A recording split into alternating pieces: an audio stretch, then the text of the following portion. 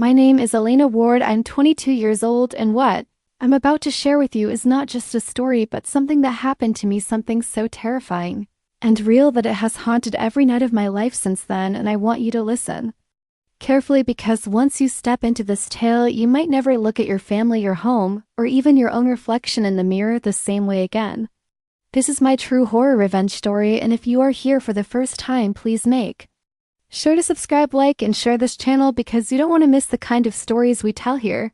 Stories that will crawl into your skin and live in your bones long after you finish watching. And let me also remind you that this story is written and edited by Dark Lifeside Diaries, so let us begin with the night that shattered everything. I thought I knew about love, loyalty, and blood. I grew up in a small town in rural Maine, the kind of place where everyone knows everyone, where secrets don't stay buried for long, or at least that's what I believed until I found out that my family had been hiding a legacy of blood, betrayal, and death for generations. A legacy that chose me as its next victim, and even now when I think back, I remember the summer of my 22nd birthday, the last time I felt safe before the curse revealed itself and turned my life into a living nightmare. It started with whispers, faint and broken, that I thought were dreams. Voices calling my name in the middle of the night when no one was around, voices that sounded like my mother's even though she had died when I was just a child, and at first I told myself it was just stress, maybe loneliness, but then the whispers grew louder, angrier, until I would wake drenched in sweat with bruises on my arms as if someone had gripped me hard in my sleep. My father, a stern man who never believed in ghosts or curses, laughed it off, telling me I was too dramatic, that I spent too much time alone reading horror books, but there was a flicker in his eyes that betrayed him, a shadow of fear he never spoke of, and I knew then that he was hiding something tied to the old Ward estate that had been abandoned on the edge of town for more than 70 years, the house where my great-grandmother had lived, the house no one dared enter after she was found hanging from the rafters with her eyes still open and a note clutched in her hand, a note that had burned away before anyone could read it. I should have left it alone. I should have listened to my gut when it told me that curiosity could kill me, but something inside me pushed me forward, something almost like a compulsion, as though invisible hands were steering me toward the truth, and I told myself I needed answers. I needed to know why I was hearing voices, why shadows stretched long in my bedroom, even when no light was burning, why the mirrors in my house showed flickers of a woman's face that was not my own. So I went to the Ward estate one evening alone, carrying only a flashlight and my phone, though in my heart I knew no technology could save me from what I was about to uncover. And the moment I stepped across that threshold, the air shifted, heavy and sharp, and I felt as though someone had slid ice down my spine. The house smelled of rotten wet wood, but beneath that there was another scent, something metallic and thick like old blood that never dried, and with every creak of the floorboards under my weight, I heard faint sobs echoing from the walls as if the house itself were weeping. Upstairs in the master bedroom, I found a box hidden under the floorboards, wrapped in layers of cloth, stained dark with time, and inside that box was a journal, brittle and brown, its pages scrawled with frantic handwriting that told the story of my great-grandmother, her fear of the Ward bloodline, her desperate attempts to escape the thing that lived in our family, the curse that fed on betrayal and demanded revenge from one generation to the next. The deeper I read, the colder the room became, until my breath fogged the air. And then I saw her, my great-grandmother's reflection, standing in the cracked mirror across the room, her head twisted unnaturally, her dead eyes locked onto mine, and though her lips did not move, I heard her voice clearly inside my skull. "You are next."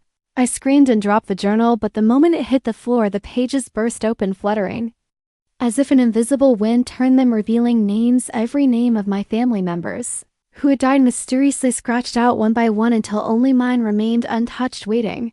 I stumbled back, my flashlight flickering, the air thick with whispers rising into screams, and I ran from that room down the staircase, but the house didn't want to let me go. The front door slammed shut, the windows sealed, and in the reflection of the glass, I saw dozens of faces, pale, twisted, rotting, all of them staring at me with hatred, all of them whispering the same word: betrayal. My phone buzzed violently in my pocket, and when I pulled it out, the screen lit up with a call from my mother, the woman who had been dead for nearly 15 years, and against my will, my hand answered, my ear pressed to the receiver, and all I heard was a low, rasping breath followed by a single sentence that chilled me to my core: "You cannot run from what you are." I don't remember how I escaped, whether the door opened or if I simply blacked out, but I woke up hours later in the grass outside the estate, the journal lying beside me, and when I reached for it, the last page had changed. My name was now scratched through in thick black ink, and beneath it, written in a hand that looked disturbingly like my own, were the words, "Debt must be paid." That was only the beginning, and what came next would drag me into a cycle of horror and revenge I could never have imagined. After that night at the Ward estate, my life unraveled in ways I never could have predicted, and though I told myself it was just exhaustion or some kind of hallucination, I knew deep down that the curse had already reached me, sinking its claws into my blood, and the evidence of it began to appear in small, horrifying ways. The first time was 2 mornings later when I woke to find muddy footprints trailing across my bedroom floor, footprints too large to be mine, leading from my window straight to the foot of my bed. And though the glass wasn't broken, the locks weren't disturbed, the tracks were real.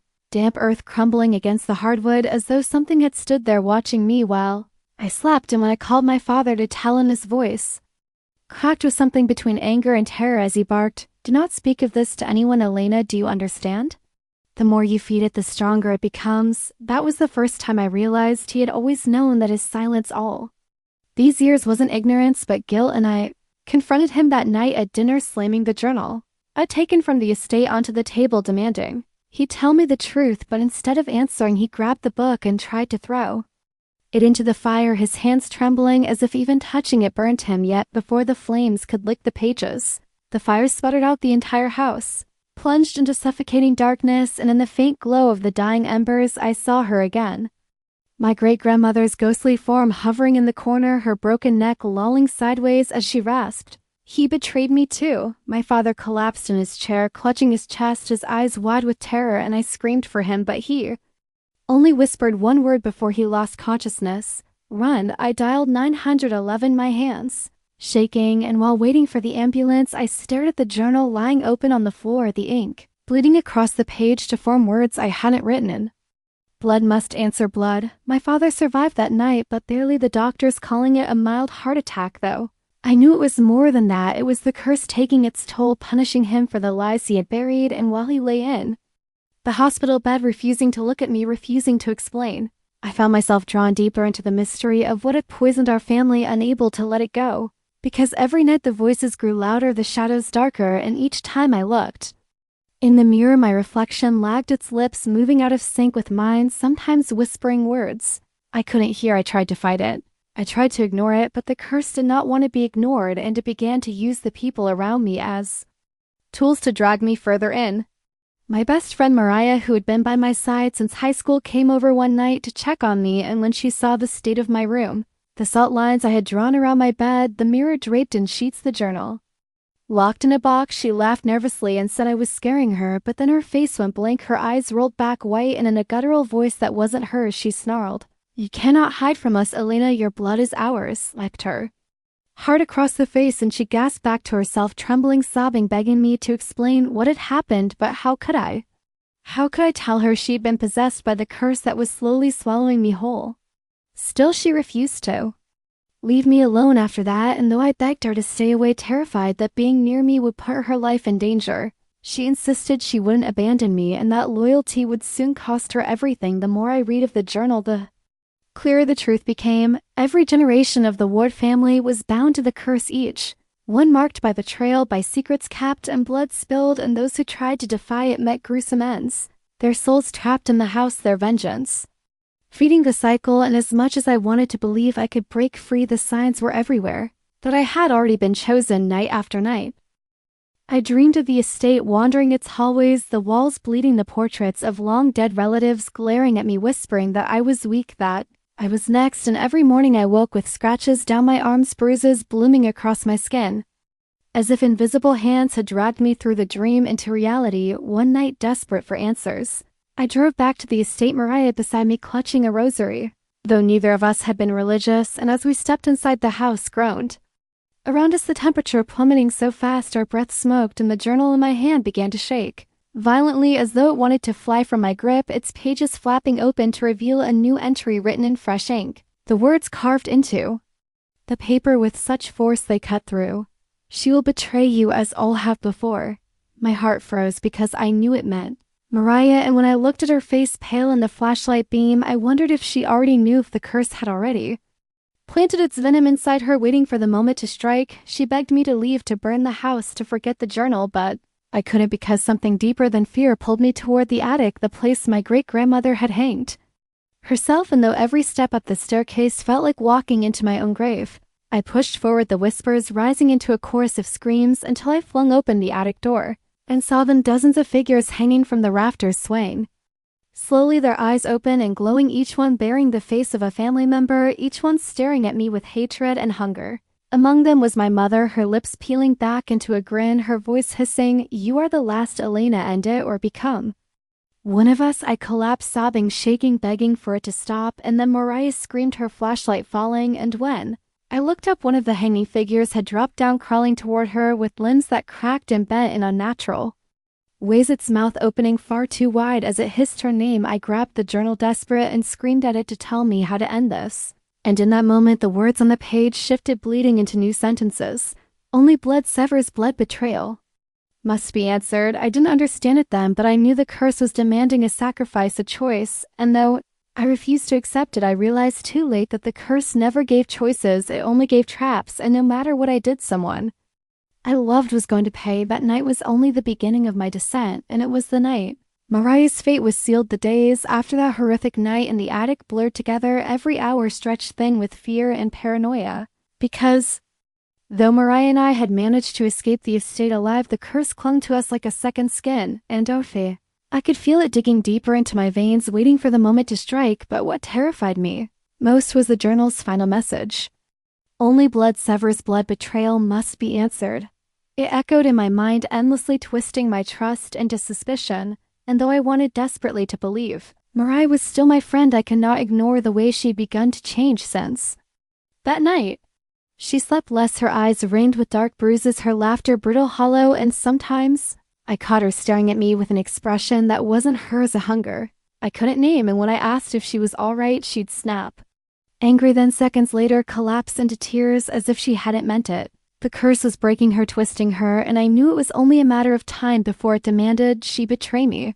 My father remained in the hospital, refusing to speak, his silence more damning than words, and when I pressed him, he simply turned away, gripping his sheets, whispering to himself like a man already half dead.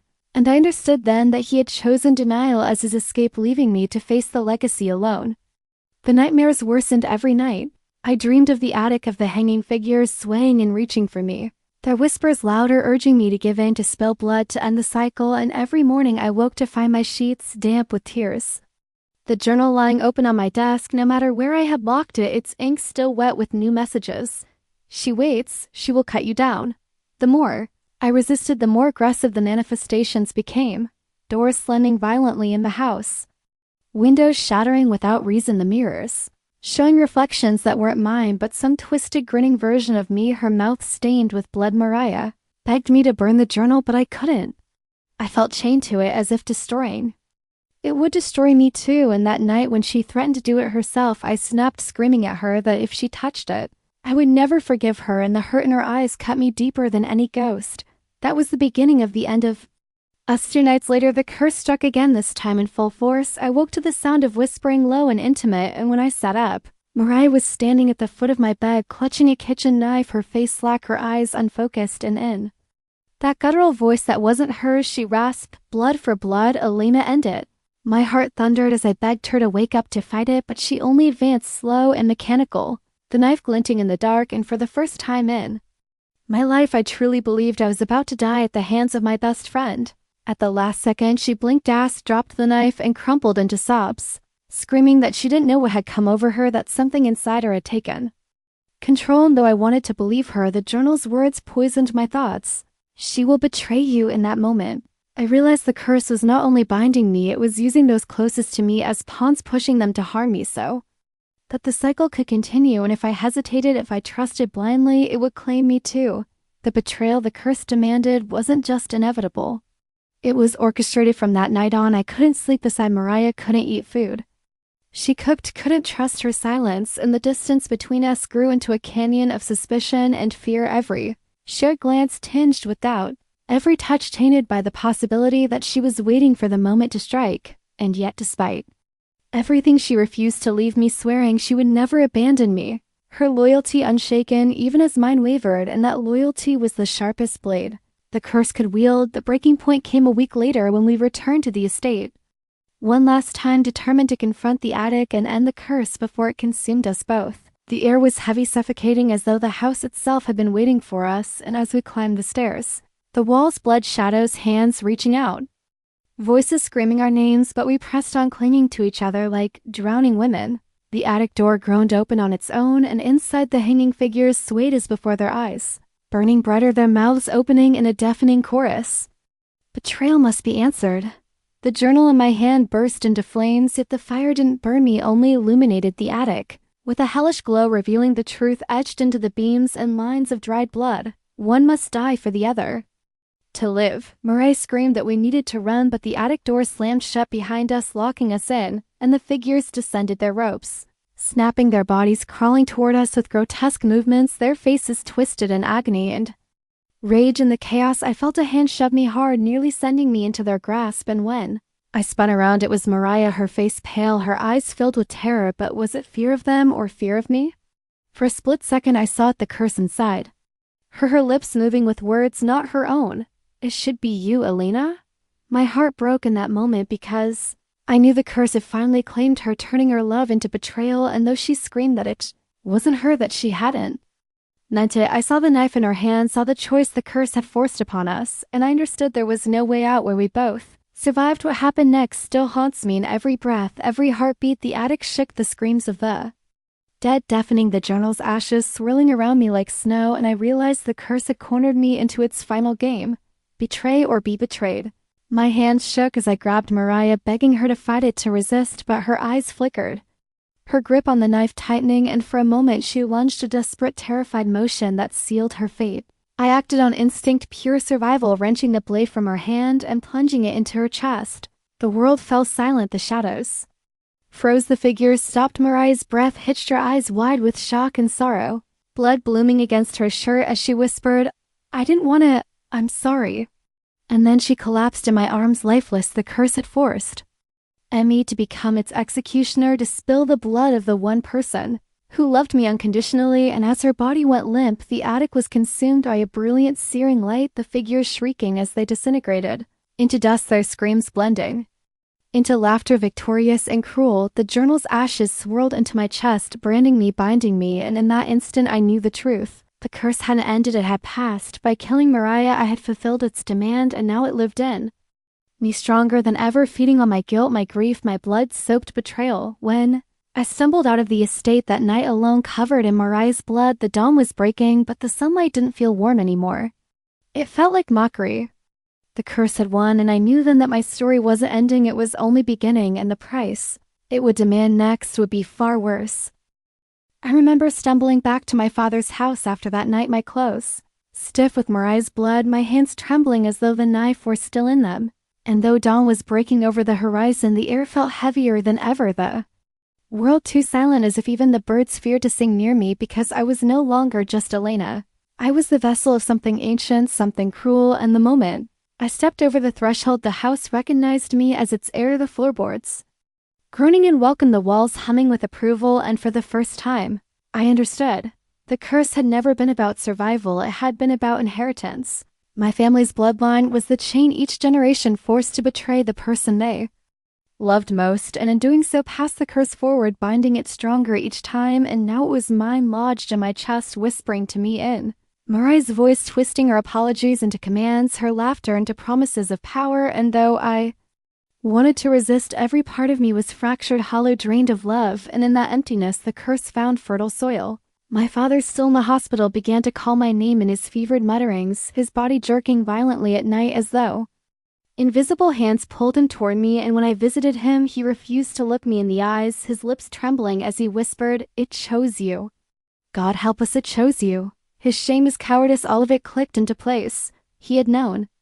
All along he had felt its hand on him, but instead of facing it, he had let it pass to me, allowing his daughter to become its new prisoner. Rage flooded me, then hot and merciless, because Mariah's blood was on his hands as much as mine, and that night when the whispers urged me toward his hospital bed, knife heavy in my palm, I didn't resist, but just as I raised the blade, the monitors screamed and my father's body seized, blood pouring from his eyes and mouth as though the curse had claimed him, preemptively punishing him for trying to evade its design, and in that moment, I realized it would not allow me to choose. It had its own will, its own hunger, and I was simply the conduit. The days blurred after that. The journal, though, burned, reappeared on my nightstand, its pages filled with fresh ink, Mariah's handwriting this time, her words venomous and tender all at once. You killed me, now live with me forever. Every night I dreamed of her, not as she was, but as the thing the curse had remade her into. Pale, broken, her chest forever blooming with blood, reaching out to me, smiling with cracked lips as she whispered, "Join me." And yet in my waking hours she haunted me differently. Her reflection appeared and had every window I passed, her voice echoing in every silence, her footsteps trailing mine when I walked the halls of the estate. And though terror gnawed at me, I also felt an impossible pull, a twisted comfort in her presence, as if grief and love had tangled into something darker, something binding. My body weakened as the weeks passed, my skin paling, my veins blackening, and strangers in town whispered when they saw me crossing themselves as though I carried disease, and perhaps I did, because everywhere I went shadows followed lights, flickered, glass cracked, and once, when a man in the market brushed too close and muttered something cruel, his throat split open without my hand lifting, blood pouring down his shirt as he dropped lifeless. The crowd screaming I had not meant it, but the curse had, desperate for answers. I returned to the estate again and again, drawn to the attic where it had all begun, and there I found the truth carved deeper into the beams than before, the words pulsing as if alive. Blood is inheritance, betrayal is devotion, love is the chain. It wasn't random, it wasn't madness, it was ritual. Every generation had been forced to kill someone they loved most, ensuring the curse bound tighter, ensuring the estate remained its temple. I was not a victim, I was a priestess now, my family's sins culminating in me, and though I screamed into the darkness, begged to be freed, the shadows only laughed, the hanging figures bowing to me as though I were there. Queen, my mother, appeared one night, her face got, her eyes hollow, and when I reached for her she whispered, "It should have been me, but it is you now." Then she vanished, leaving me with the realization that every woman in my bloodline had passed this curse forward, each betraying the next, until it landed here in my hands, demanding I continue the cycle. But I couldn't, I wouldn't. Mariah's blood would not be meaningless, so I did the only thing I could. I set the estate on fire. I doused its halls in gasoline, struck a match, and watched as flames devoured the wood, the portraits, the cursed attic, and for a moment I believed I could end it, that the curse would burn with the house. But as the fire roared, the figures emerged from the flames, screaming, writhing, and the journal appeared in my hands, once more unburned, its pages turning violently until it stopped on a single sentence, written in Mariah's hand: "You cannot kill a memory, you can only feed it." The flames engulfed the estate, but I felt nothing, no heat, no pain, only a strange stillness as the fire consumed everything around me. And when the sun rose the next morning, I was standing in the ash, alive, untouched, the journal clutched to my chest, my veins darker, my reflection no longer entirely mine. The curse had survived through me, and so I tell this story not because I seek forgiveness, not because I want your sympathy, but because you must understand. This is not a ghost tale, not a fable, not a warning. It is a confession. My name is Elena Ward. I am 21 years old, and I'm the last heir of the Ward curse. I betrayed my best friend.